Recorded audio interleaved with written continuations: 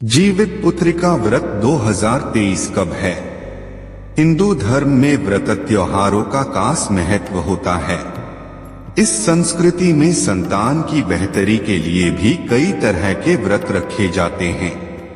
इनमें से ही एक है जितिया व्रत, जिसे जीवित पुत्रिका व्रत भी कहा जाता है।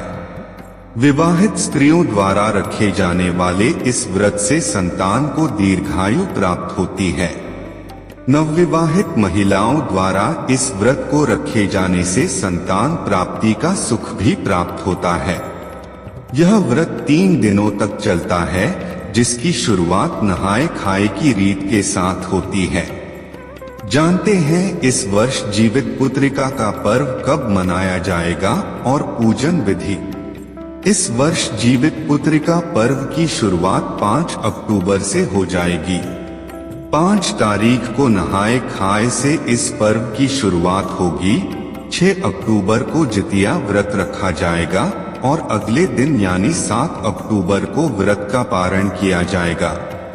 जितिया व्रत के दिन अभिजीत मुहूर्त सुबह 11:46 बजे से दोपहर 12:33 बजे तक है।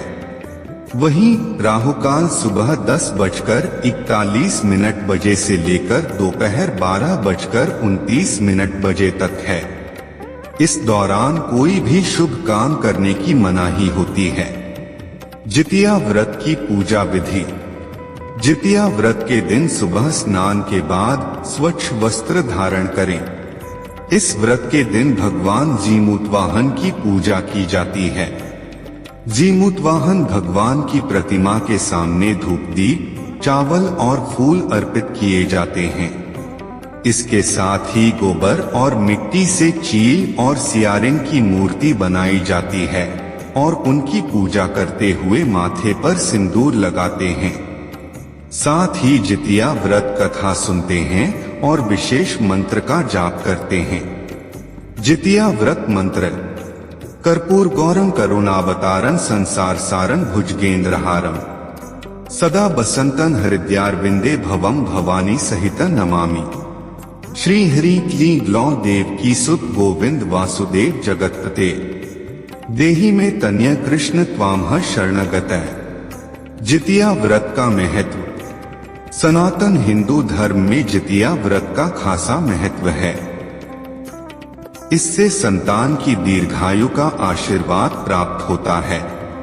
वहीं कई महिलाओं को इस व्रत के पालन से संतान का सुख प्राप्त होता है। धार्मिक मान्यताओं के अनुसार महाभारत के युद्ध के दौरान अश्वत्थामा ने अभिमन्यु की पत्नी उत्तरा के गर्भ में पल रही संतान को मार दिया था। तब भगवान श्री कृष्ण ने अपनी शक्तियों से एक बार फिर उस संतान को जीवित कर दिया।